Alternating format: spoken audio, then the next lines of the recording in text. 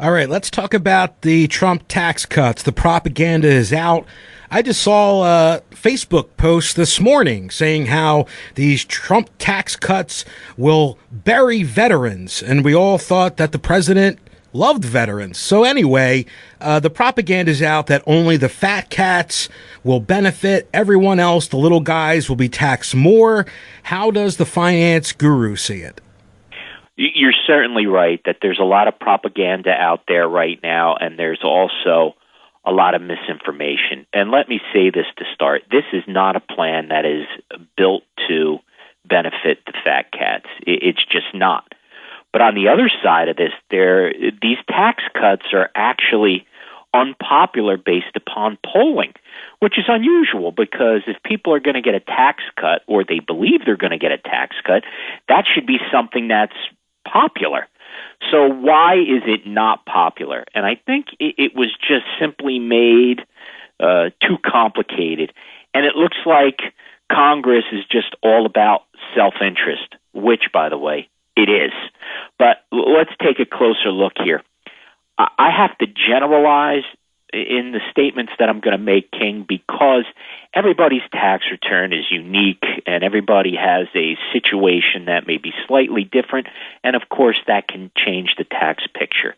But I will say this, for the most part, if you do not itemize your deductions, you should pay less taxes. The way this is structured, if you simply don't have deductions, if you don't own a home, if you're not in a high tax state, with the rates being reduced pretty much across the board, you're going to pay less taxes.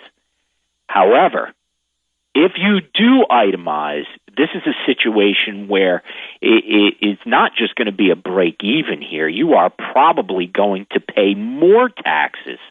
And if you itemize and you're from a high tax state, like we are in New Jersey, but of course New York, California, Connecticut, and the list goes on. There's like about 9 of them.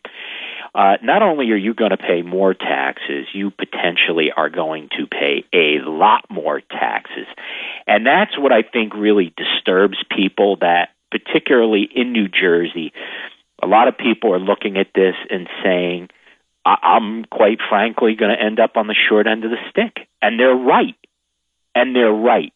So this is why these tax cuts are unpopular, particularly in the Northeast and on the West Coast.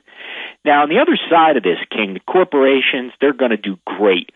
The lowering of the corporate tax rate from 35 down to 20, that in my mind is going to fuel up this economy, and it's probably going to continue to fuel the stock market.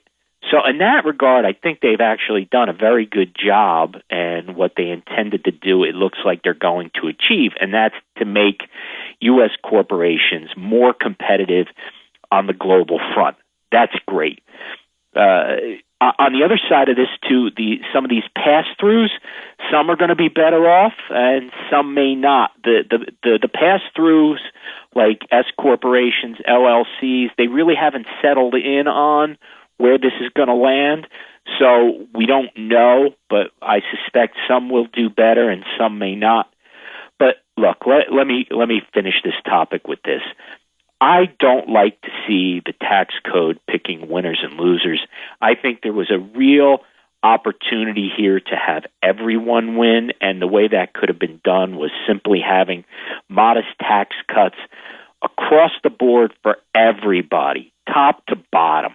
And to me, if that was the message and if that's what was happening, these tax cuts would be very popular, and we would just let the economy, quite frankly, do the rest. But right now we're moving towards reconciliation. Let's see what they come up with the final bill, King.